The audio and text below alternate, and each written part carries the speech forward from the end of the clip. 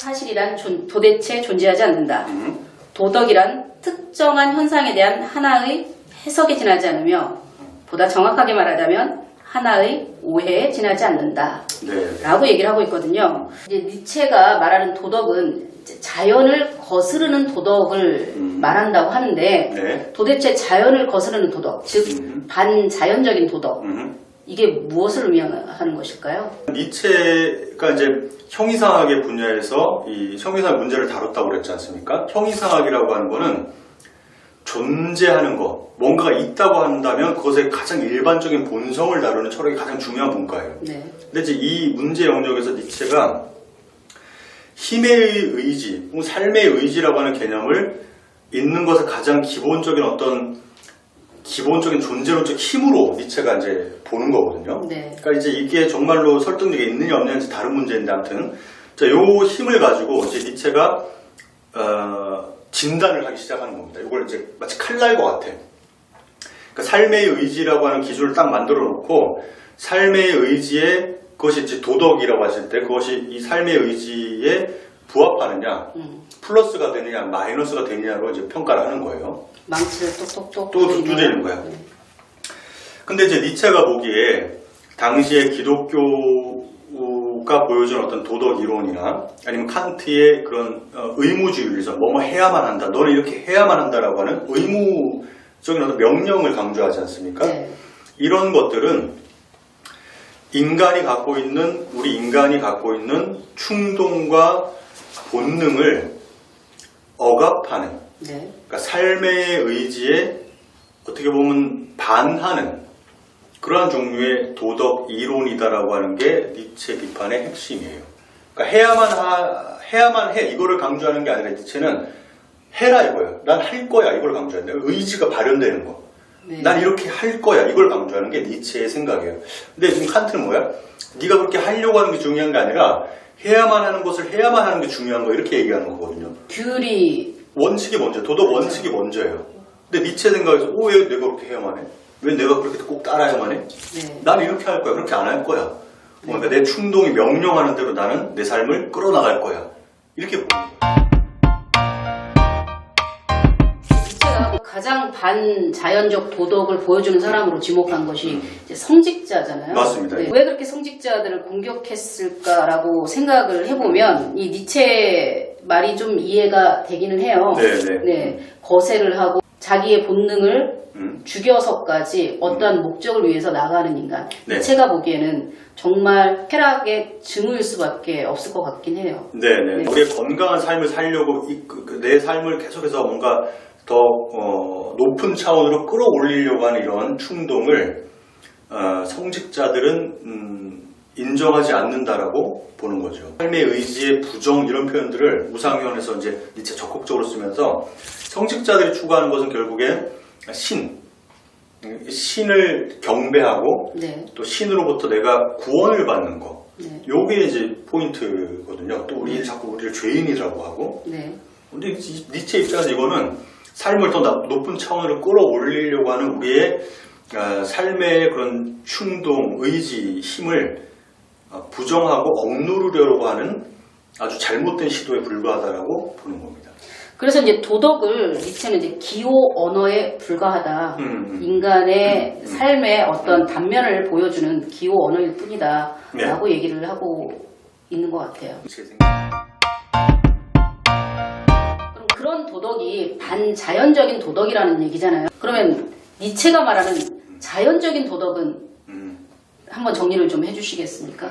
니체가 이제 꿈꾸는 도덕이라고 하는 거는 아까도 얘기했지만 이제 뭐 이성이 중심이 되기보다는 우리 안에 있는 아주 그런 다이내믹한 충동과 욕구와 이런 모든 것들을 하나로 잘 이렇게 조화시켜서 내 삶을 더 나은 삶으로 끌어나가는 유익한 도덕을 이제 니체는 인정을 하려고 하는 거예요.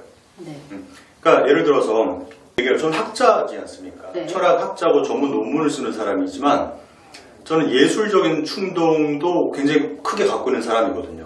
네, 사진 많이 찍으시잖아요. 사진도 찍고, 그러니까 거의 접하지 않은 예술 장르가 없을 정도로 예술을 좋아해요. 시도 네. 많이 쓰고 그렇게 하는데, 근데 어떤 사람들이 이거 안 좋게 볼 수 있어요. 전문 철학자면 학자면 전문적 거기에 이제 몰두를 해야지 왜 자꾸 딴짓을 하느냐 이렇게 보는 사람도 있어요.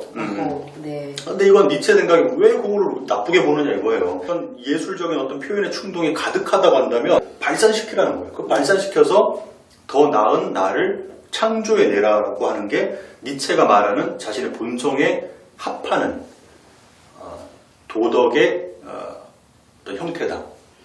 그 니체 얘기를 듣고 있으면 항상 이런 단어가 저는 떠오르거든요. 네네. 삶을 위해서. 그러니까 모든 기준이 삶을 위해서. 맞아요. 삶을 고양시키는 것이냐, 맞습니다. 네. 아니냐. 네. 이것이 니체의 기준이었던 것 같아요. 그렇죠. 네. 니체가 이제 4가지 커다란 오류에 네, 대해서 네. 비판을 하거든요. 그 중에서 한 2가지 정도만 제가 질문을 드려볼게요. 네. 첫 번째 오류가 이제 원인과 결과를 혼동하는 오류에 네. 대해서 얘기를 하고 있거든요. 원인을 결과로 보고 결과를 원인으로 보아서 지금 이 사태가 일어났다라고 얘기를 하고 있어요.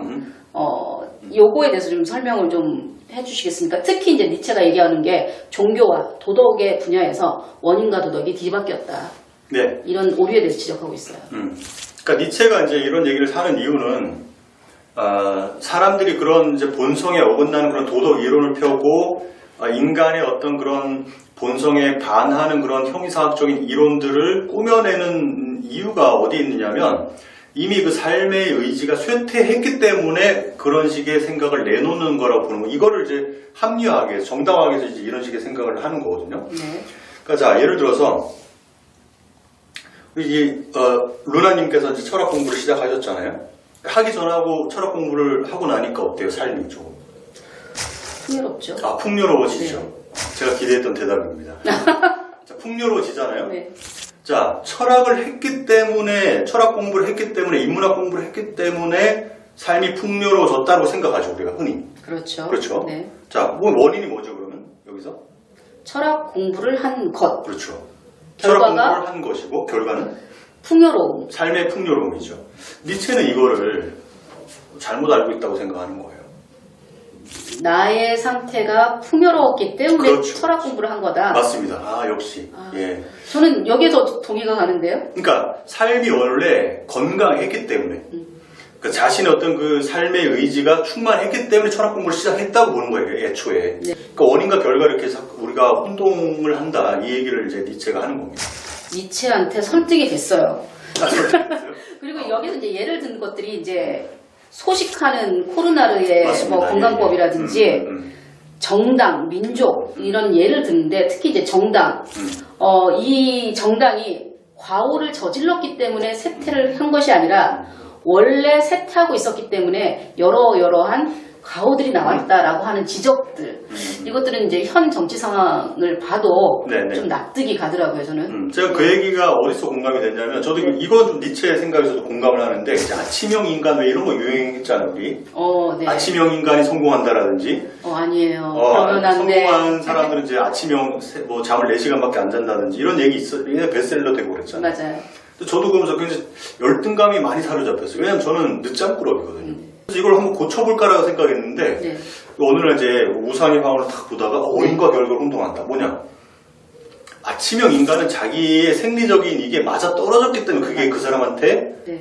이득이 됐던 거예요. 네. 근데 저같이 생리적인 이게 안 맞는 사람한테는 아침형 인간을 아무리 노력해봤자 역효과가 낸다. 네. 그래서 저도 잠을 잘 거 충분히 다 자고 박사학위도 무사히 마쳤습니다. 제 자랑인가요? 네, 축하드립니다. 예, 잠을 다 자고 네. 잠을 적게 잤어요. 그럼 이제 두 번째로 얘기를 해보고 싶은 것이 자유의지를 상정하는 오류거든요. 네. 요거는 굉장히 네네. 논란이 많은 문제이기도 그렇습니다. 하죠. 그러니까 자유라는 것이 이제 우리가 자유가 발현이 될 때 어떤 결정과 네. 선택의 순간에 이제 자유가 발현이 되잖아요. 그런데 이제 니체가 공격하는 거는 그 선택의 순간에 아무것도 영향을 받지 않는 단독자로서의 어떤 자유의지가 있지 않다라고 보는 것 같더라고요. 그거에 대해서 어떻게 자, 이 생각하세요? 문제는 이제 니체가 이 자유의지 문제를 건드렸다라고 하는 거는 정말 철학의 핵심 주제를 건드렸다는 거예요. 니체답네요. 니체다. 그러니까 니체뿐만 아니라 우리 서양 철학사에 이름을 올린 많은 철학자들이 네. 자유의지 문제를 다루는 경우가 상당히 많죠. 그만큼 네. 왜냐하면 이 형이상학 분야의 주요 주제이기 때문에 그렇습니다. 네. 그러니까 이성의 문제뿐만 아니라 도덕의 문제뿐만 아니라 이제 자유의지 문제를 건드렸다라고 하는 거는 니체가 삶의 의지라고 하는 자신의 기본 원칙을 가지고 결국 형이상학의 핵심까지 도달해서 기존의 형이상학적인 어떤 주류를 공격하겠다는 걸 보여주는 거예요. 대표적인 게 이제 자유의지 문제인데 네. 이 자유의지라고 하는 문제는 난제 중에 난제입니다. 네. 최근에 읽었던 책 중에 이제 샘 해리스의 자유의지는 없다라는 책인데 결론이 과연 없단 얘기인가 있단 얘기인가 결론이 또 헷갈리더라고요. 저는 읽어 나가면서도. 그러니까 이제 플라톤의 대화편부터 이미 이제 자유의지에 대한 문제가 언급이 돼요. 그 이전에는 자유의지에 대한 생각이 없었어요. 우리 호메로스 얘기를 우리 비극의 탄생에서 한번 해보지 않았습니까? 네네. 자, 주류 철학은 인간이 자유로운 선택을 할 수 있는 존재다라고 하는 게 주류의 생각이에요. 네. 그리고 오늘 아까도 얘기했지만 우리 문명의 아주 기본적인 뿌리, 토대, 그렇죠. 우리 문명을 받쳐주고 있는 기둥 역할을 하는 게 그렇죠. 우리는 자유로운 선택을 할 수 있는 존재다라고 하는 믿음이거든요. 니체의 생각은 어떤 생각이냐? 내가 자유롭게 뭔가를 선택했다고 우리는 믿고 살고 있지만 그러나 그 선택을 하게 만든 뭐랄까 주요 동인이라고 할까요? 네. 그건 뭐예요? 내 안에 있는 충동이라는 거예요. 네. 이런 식의 생각은 우리가 흔히 지금부터 프로이트의 그 운베부스사인, 그러니까 무의식을 선고했다고 보는 측면이죠. 그러니까 무의식의 개념을 이제 보통 니체가 이런 식으로 먼저 파격적으로 보여줬다. 그러니까 우리의 의식은 표면이고, 네. 빙산의 일각이고, 그 밑에 무의식이라고 하는 정말로 이 거대한 뭔가가 있다라고 하는 생각을 니체가 보여줬는데, 참고로 얘기하자면 사실 그 이전에 라이프니츠라고 하는 철학자가 무의식을 최초로 사상적으로 보여주는 사실 철학자입니다. 근데 이제 니체가 더 잘 알려져 있죠. 그러니까 니체 그 짜라투스트라는 이렇게 말했다. 그 네, 책에 네. 보면 그 니체 그 표현 중에 뭐 수많은 늑대들이 우글거린다 네, 내 안에 뭐 네. 이런 표현들하고 맞습니다. 일맥 상통하는 것 같기도 하고 네, 네, 네. 그다음 비극의 탄생에서 디오니소스를 이렇게 얘기를 했을 그렇죠. 때 그 부분하고 또 상통하는 얘기인 것 같기도 해요. 네. 그래서 니체의 이런 식의 생각은 현대에 이제 어떻게 보면 이제 자유의지가 우리에게 자유로운 어떤 선택을 할 수 있는 능력이 없다는 입장인데 네. 이게 현대에 와서는 이제 어떻게 보면 무게감이 많이 실렸죠. 뇌과학, 신경과학이 발전하면서 네. 이제 자유로운 선택할 수 있는 능력을 뇌의 어떤 활동으로 연결시키는 어떤 일련의 과학자들과 철학자들이 나오죠. 아직도 주류는 아니에요, 아직까지. 네. 이렇게 나오면서 니체의 어떤 생각이 다시 한번 어떤 주목을 받는 계기가 되기도 했다, 이렇게 볼 수 있을 것 같습니다. 우상의 항호를 이제 마무리를 지어야 되는데요. 이제 총평을 좀 부탁드리겠습니다. 총평. 자, 우상의 황혼이라는 책은 보통 우리가 니체 사상을 입문하려고 하는 사람에게 니체의 원서 중에 추천해주는 대표적인 책입니다. 그 이유는 니체가 이 책을 쓰기 전에 썼던 뭐 도덕의 계보라든지 뭐 이런 여러 가지 책에서 보여줬던 작업들이 총망라되어 있어요. 네. 총망라되어 있고 삶의 의지라고 하는 그런 기본적인 원칙을 가지고 형이상학과 윤리학, 그다음에 기독교 비판, 당시의 문화를 일관성 있게 비판해 나가는 그 문제들을 골고루 다 다루고 있는. 그래서 니체가 어떤 문제에 어떻게 다루고 있는지를 한 번에 다 볼 수 있는 그런 책이기 때문에 니체 입문할 때 이 책을 많이 추천합니다. 네. 마지막으로 제가 드리고 싶은 말은 뭐냐면 니체가 이 책에서 아까 저희가 이제 얘기 나눠봤듯이 서구 철학의 주류를 공격했다고 했어요. 네. 그러나 니체가 본인이 이제 망치력을 때려 부쉈고 또 이 사람을 보라라고 하는 자서전에 자기가 다이너마이트라는 표현을 했지만 본인이 이것을 깼다고 주장해서 정말 깬 거냐? 본인이 깨진 거냐? 그러니까 이거는 이게 다른 문제예요. 그래서 제가 이 얘기를 왜 하냐면 니체를 볼 때 니체라고 하는 철학자를 맹목적으로 우리가 숭배할 필요는 없다. 그러니까 니체라고 하는 철학자도 수많은 철학자들처럼 특정한 철학적 문제에 특정한 기여를 하기 위해 철학을 한 사람의 철학자일 뿐이다. 정말로 그 이성 혹은 개념이라고 하는 것이 정말 그러한 부작용을 갖고 있느냐, 정말 변화하는 것밖에 없느냐, 아니면 변화 속에서도 변하지 않는 원칙, 원리 그런 것들 존재하지 않는가, 이 물음. 그 다음에 개념은 실제를 반영하는가, 아니면 개념은 인간이 만들어낸 순전히 허구적인 산물인가, 이런 문제. 또 인간에게 정말로 어떤 새로운 것을 선택할 수 있는 가능성이 완전히 전적으로 없느냐라고 하는 이런 문제. 이런 물음들은 쉽게 답할 수 있는 물음도 아니고, 니체가 이렇게 한 번에 끝낼 수 있는 종류의 물음도 아닙니다. 그것을 알 수 있는 이유는 뭐냐면, 니체 이후부터 지금까지, 현재까지도 이 물음에 대해서 계속 논쟁이 일어나고 있어요. 그러니까 사상적인 어떤 발전이 일어나고 있다는 거거든요. 그러니까 이런 사상적인 발전이 어떻게 일어나고 있는지 우리가 함께 보면서 니체를 봐야지, 니체를 객관적으로 거리를 두면서 객관적으로 이해할 수 있게 됩니다. 총평을 부탁드렸더니 철학적 물음들, 우리가 꼭 그 물어야 되는 철학적 물음들에 네. 대해서 다 말씀해 주신 것 같아요.